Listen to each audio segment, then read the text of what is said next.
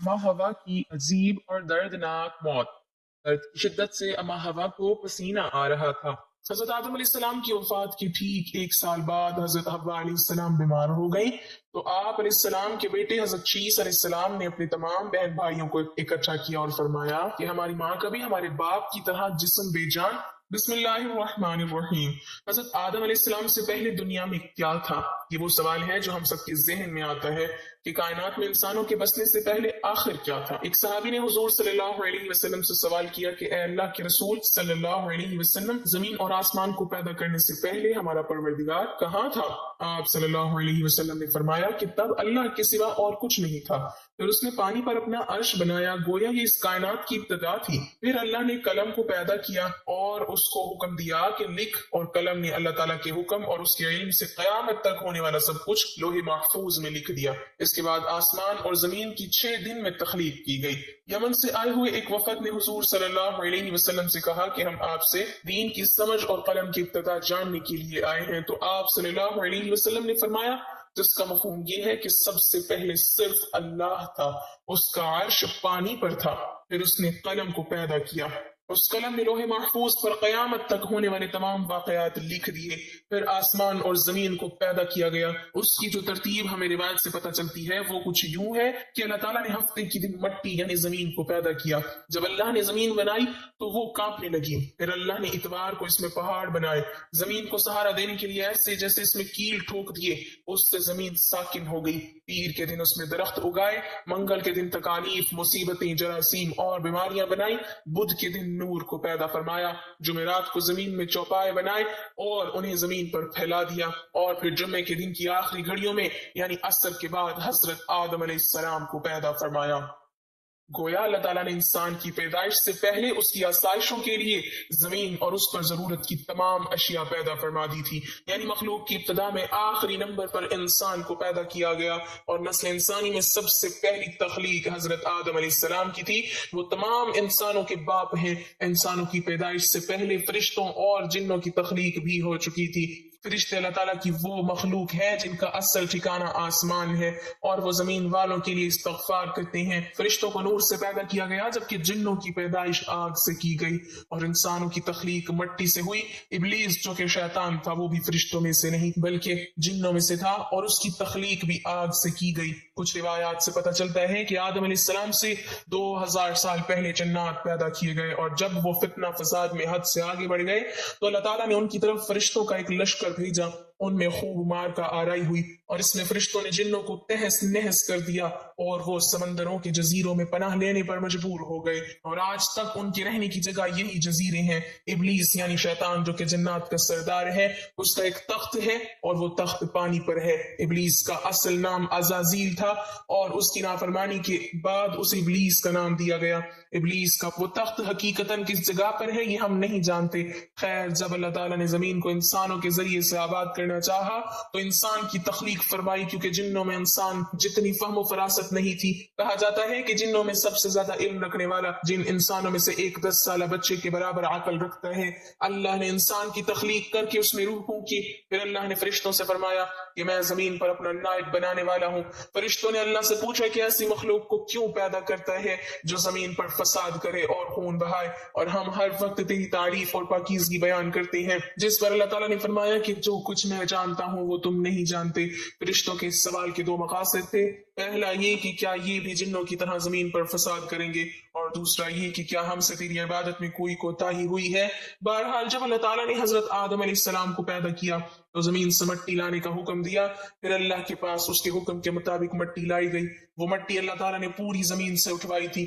یہی وجہ ہے کہ حضرت آدم علیہ السلام کی اولاد زمین کے رنگ کے مطابق ہی ظاہر ہوئی، بعض سرخ، بعض سفید، بعض سیاہ اور بعض اس کے درمیان۔ اس مٹی کو پانی سے تر کیا گیا تو یہ 3 بن گئی۔ قرآن مجید میں بعض جگہ انسان کی تخلیق کے لیے تراب کا لفظ آیا ہے، یعنی کہ خشک مٹی، اور بعض دفعہ 3 کا لفظ آیا ہے جو کہ بھیگی ہوئی یا تر مٹی کو کہتے ہیں۔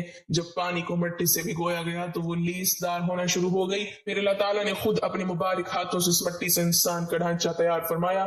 اللہ تعالیٰ نے انسان کی تخلیق فرشتوں کے سپرد نہیں کی بلکہ انسان کو خود ایک مورتی مٹی کی صورت میں ڈالا.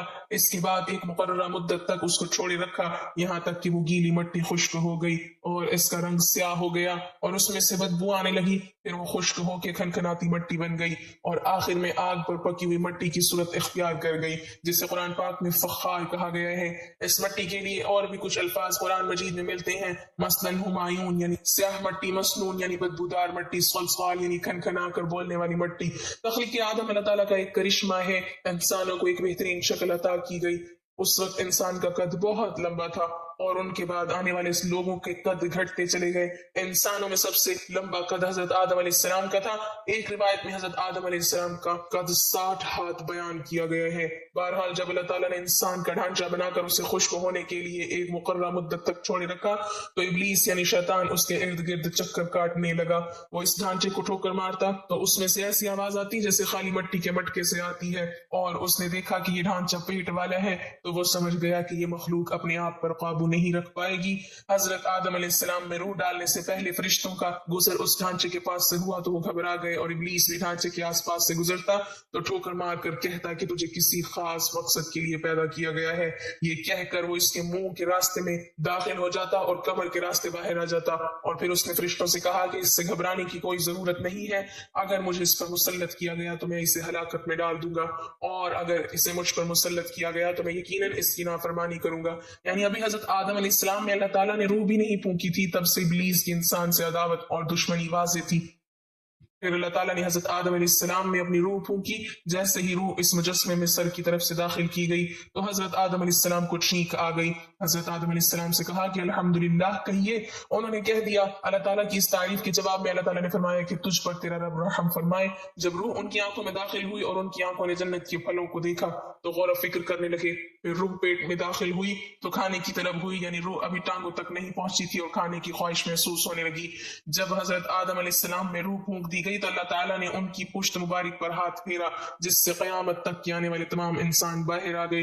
حضرت آدم علیہ السلام کی تمام اولاد ان کے سامنے ظاہر ہو گئی. یہ بات قرآن اور احادیث سے بھی واضح ہے. پھر اللہ نے اولاد آدم سے انہی کے بارے میں اقرار لیا کہ کیا میں تمہارا رب نہیں؟ تو تمام انسانوں نے جواب دیا کہ ہم اقرار کرتے ہیں کہ تو ہی ہمارا رب ہے. اللہ تعالیٰ نے حضرت آدم علیہ السلام نے اپنی روح پھونک کر فرشتوں اور جنوں سے انسان کو سجدہ کرنے کا حکم دیا. ابلیس کے علاوہ سب نے حضرت آدم علیہ السلام کو سجدہ کیا. اللہ تعالیٰ نے ابلیس سے پوچھا کہ تجھے کس چیز نے سجدے سے روک دیا تو اس نے جواب دیا کہ تو نے مجھے آگ سے پیدا کیا ہے اور اسے مٹی سے گویا میں اس سے بہتر ہوں. اللہ تعالیٰ نے اس کی سرکشی پر اسے سزا دیتے ہوئے فرمایا اس جنت سے اتر جا، تجھے کوئی حق حاصل نہیں جنت میں رہ کر تو تکبر کرے. ابلیس نے جواب میں کہا کہ مجھے قیامت تک مہلت دے دیجئے، یعنی کہ اتنی لمبی عمر دے دیجئے کہ قیامت تک مجھے موت نہ آئے جبکہ تمام انسانوں کو دوبارہ زندہ کیا جائے گا. اللہ تعالیٰ نے فرمایا کہ تجھے ایک وقت مقررہ تک مہلت دے دی گئی. پھر ابلیس نے کہا کہ میں قسم کھاتا ہوں کہ میں انسانوں کی گمراہی کے لیے تیرے سیدھے راستے پر بیٹھ جاؤں گا، پھر میں ان کے آگے سے، پیچھے سے، دائیں سے اور بائیں سے ان کے پاس آؤں گا اور تو انہیں شکر گزار ہرگز نہیں پائے گا سوائے ان کے جو تیرے مخلص بندے ہوں گے اور وہ میرے بہکاوے میں نہیں آئیں گے. اللہ نے اسے ذلیل و خوار کر کے وہاں سے نکال دیا اور فرمایا کہ ان میں سے جو شخص بھی تیرا حکم مانے گا میں ایسے تمام لوگوں سے جہنم کو بھر دوں گا اور میرے بندوں پر تیرا کوئی غلبہ نہیں ہوگا. اس طرح یہ واضح ہوا کہ سب سے پہلا گناہ تکبر تھا. اسی لیے علماء کرام کے مطابق تمام گناہوں کی جڑ تکبر ہے. اللہ نے حضرت آدم علیہ السلام کو جاہل نہیں بلکہ علم والا پیدا کیا تھا. جب اللہ نے حضرت آدم علیہ السلام میں مکمل روح ڈال دی تو وہ اپنے پیروں پر کھڑے ہو گئے تو اللہ نے انہیں حکم دیا کہ جاؤ فرشتوں کی جماعت کو السلام علیکم کہو. حضرت آدم علیہ السلام کے سلام کے جواب میں انہوں نے وعلیکم السلام ورحمۃ اللہ کہا. اللہ تعالیٰ نے فرمایا کہ یہ تیرا اور تیری اولاد کا آپس میں ایک دوسرے کو تحفہ اور ہدیہ ہے. اللہ تعالیٰ نے حضرت آدم علیہ السلام کو ابتدا میں ہی تمام نام سکھا دیے. وہ اللہ تعالیٰ کے حکم سے آسمان اور زمین کی ہر چیز کا نام اور ان کا استعمال جانتے تھے. اللہ تعالیٰ نے ان تمام چیزوں کا نام جب فرشتوں سے پوچھا تو وہ ان چیزوں کے نام نہیں جانتے تھے. پھر حضرت آدم علیہ السلام نے ان تمام چیزوں کے نام بتائے. تب اللہ تعالیٰ نے فرشتوں سے فرمایا کہ کیا میں نے تمہیں نہیں کہا تھا کہ میں وہ جانتا ہوں جو تم نہیں جانتے. پھر ایک روز جب حضرت آدم علیہ السلام سو رہے تھے تو اللہ تعالیٰ نے ان کی بائی پسلی سے حضرت حوا علیہ السلام کو پیدا فرمایا اور انہیں حضرت آدم علیہ السلام کا ہم سفر بنایا. جب حضرت آدم علیہ السلام بیدار ہوئے تو انہوں نے حضرت حوا علیہ السلام کو پاس بیٹھے دیکھا. انہوں نے پوچھا کہ تم کون ہو؟ انہوں نے جواب دیا کہ میں عورت ہوں. حضرت حوا علیہ السلام قیامت تک آنے والی تمام عورتوں میں سب سے زیادہ خوبصورت تھی. حضرت آدم اور حضرت حوا علیہ السلام دونوں جنت میں رہتے تھے. انہیں نور کا لباس پہنایا گیا. جب ابلیس نے انہیں گمراہ کرنا شروع کر دیا اور اللہ نے جس درخت کے پاس جانے سے انہیں منع کیا تھا شیطان نے انہیں وہی کھانے پر مجبور کر دیا اور اس پر جھوٹی قسمیں بھی کھائی. انہوں نے اس درخت سے کھا لیا اور اللہ تعالیٰ کی نافرمانی کے مرتکب ہوئے. اللہ تعالیٰ نے ان سے نور کا وہ لباس لے لیا اور وہ برہنہ ہو گئے. وہ اس درخت کے پتوں سے اپنے آپ کو ڈھانپنے لگے لیکن اس گناہ کے بعد غرور و تکبر کی جگہ وہ اللہ تعالیٰ سے معافی مانگنے لگے اور اس کی مغفرت کے طلبگار ہوئے. اس سے یہ بتایا گیا کہ خطا انسان کی فطرت کا حصہ ہے کیونکہ وہ فرشتوں کی طرح معصوم نہیں ہے. پھر اللہ تعالیٰ نے انہیں جنت سے نکل جانے کا حکم دیا اور فرمایا کہ تم زمین پر رہو اور تم ایک دوسرے کے دشمن ہوں گے. پھر وہ دونوں زمین پر اترے اور انہی کے ساتھ ابلیس بھی زمین پر اترا. حضرت آدم اور حضرت حوا علیہ السلام نے اپنے رب سے معافی کے کلمات سیکھے. ایک روایت کے مطابق حضرت آدم علیہ السلام کو ہند میں جبکہ حضرت حوا علیہ السلام کو جدہ میں اتارا گیا. پھر وہ ایک دوسرے کو ڈھونڈنے لگے اور آخر کار میدان عرفات میں ان کی ملاقات ہوئی. حضرت حوا علیہ السلام نے 20 ولادتوں میں 40 بچوں کو جنم دیا. ہر ولادت میں ایک لڑکا اور ایک لڑکی پیدا ہوتی تھی. سب سے پہلا جوڑا قابیل اور اس کی بہن یمین کا تھا اور اس طرح زمین پر نسل انسانی کی افزائش شروع ہو گئی. حضرت عبداللہ بن عباس رضی اللہ تعالیٰ عنہ نے ارشاد فرمایا بے شک اللہ پاک نے آدم کو جمعے کے دن عصر کے بعد پیدا فرمایا اور آپ کو ظاہری زمین کی ایک مٹھی مٹی سے پیدا فرمایا. اس لیے آپ کو آدم کہتے ہیں اور آپ کی اولاد کو آدمی یعنی آدم والا کہتے ہیں. حضرت آدم علیہ السلام کو مبارک خمیر جس مٹی سے تیار ہوا اس سے بچ جانے والی مٹی شریف سے کھجور کا درخت بنایا گیا. جیسا کہ حضرت مولا علی رضی اللہ تعالیٰ عنہ بیان کرتے ہیں کہ حضور صلی اللہ علیہ وسلم نے ارشاد فرمایا کہ کھجور کا احترام کرو کیونکہ یہ تمہارے والد حضرت آدم علیہ السلام کی بچی ہوئی مٹی سے پیدا کی گئی ہے.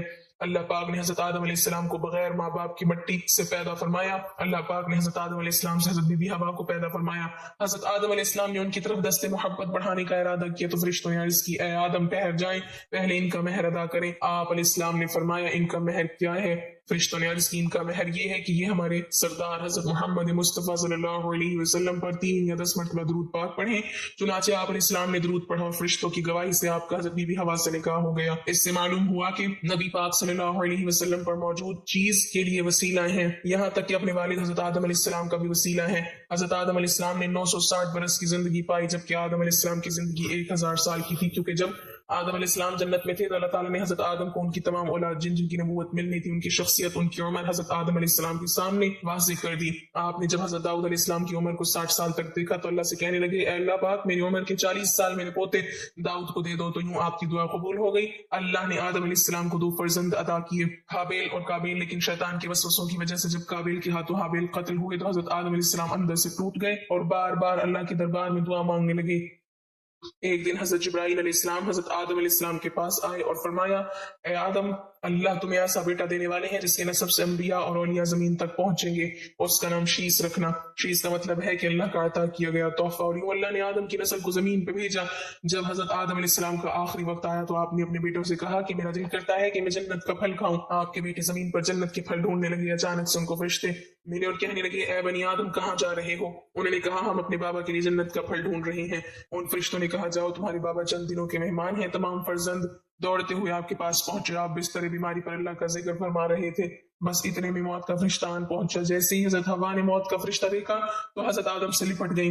حضرت آدم علیہ السلام نے فرمایا اے حوا مجھ سے دور ہٹ جائیں. ایک مرتبہ پہلے بھی آپ کی وجہ سے جنت سے نکالا گیا ہوں. آج اللہ اور ان کے فرشتوں کے درمیان حائل نہ ہو. پھر آپ ان فرشتوں سے مخاطب ہو کر کہنے لگے اے فرشتہ موت کیا بھول تو نہیں ہو گئی؟ میں نے اللہ سے سنا تھا کہ میری عمر 1000 سال کی ہے. ابھی تو مجھے 960 برس ہوئے ہیں. ملک الموت نے کہا کہ اے اللہ کے نبی آپ نے خود ہی فرمایا تھا کہ آپ کی عمر کے 40 سال آپ کے پوتے حضرت داؤد علیہ السلام کو دے دیے جائیں. بس حضرت آدم علیہ السلام کی روح قبض کی گئی. آپ کو غسل فرشتوں نے دیا اور جنت کی خوشبو آپ کے جسم مبارک کو لگائی گئی. پھر آپ کی نماز جنازہ فرشتوں نے حضرت جبرائیل علیہ السلام کے پیچھے ادا کی. زمین کھود کر آپ کی تدفین ہوئی اور تمام انسانوں کے نزدیک اللہ کا یہ حکم نافذ ہوا کہ جب بھی کسی کا انتقال ہو اس کے جسم کو ایسے ہی تدفین کرنا. آج بھی ان فرشتوں کی سنت پر اہل ایمان عمل کر کے اپنے بزرگوں کی تدفین کرتے ہیں. جب حضرت آدم علیہ السلام کی روح قبض کرنے کے لیے فرشتہ پہنچا تو آپ کے بیٹے جس کو آپ نے اپنا جانشین بنایا تھا حضرت شیس علیہ السلام سے کہنے لگے اے میرے جانشین میں نے اللہ سے سنا تھا ان قریب اس زمین پر ایک طوفان آئے گا. اگر تم اس وقت تک موجود رہو تو میرے جسم کو اس کشتی میں سوار کرنا جو نجات کا وسیلہ ہے. اگر تم اس وقت تک زندہ نہ رہو تو اپنی اولاد کو وصیت کرنا کہ میرے جسم کو کشتی نوح میں سوار کریں. تاریخ میں لکھا ہے کہ جب طوفان نوح آیا تو حضرت نوح علیہ السلام نے اپنی کشتی میں حضرت آدم علیہ السلام اور حضرت حوا کے جسم مبارک کو سوار کیا اور بیت المقدس یا عراق میں اس جگہ تدفین کی جہاں انہوں نے اپنی قبر بنائی۔ آدم علیہ السلام کی وفات کے ٹھیک 1 سال بعد حضرت حوا علیہ السلام بیمار ہو گئی تو آپ علیہ السلام کے بیٹے حضرت شیز علیہ السلام نے اپنے تمام بہن بھائیوں کو اکٹھا کیا اور فرمایا کہ ہماری ماں کا بھی ہمارے باپ کی طرح جسم بے جان ہونے لگا ہے۔ چنانچہ تمام اولاد حضرت حوا کے گرد جمع ہو گئی، لیکن حضرت حوا نے سب کو باہر نکال دیا اور فرمایا کہ ابھی باہر جاؤ، مجھے فرشتوں سے ملنے دو، جب میری روح پرواز کر جائے تو اندر آ جانا۔ اللہ سے دعا ہے کہ وہ ہمیں تمام برائیوں سے دور فرما کر نیک عمل کرنے کی توفیق عطا فرمائے اور ہمیں نبی پاک صلی اللہ علیہ وسلم اور ان کی آل پاک سے سچی و پکی محبت عطا فرمائے، آمین۔ ناظرین، کمنٹ باکس میں اللہ تعالیٰ کے 99 ناموں میں سے ایک نام ضرور ٹائپ کریں۔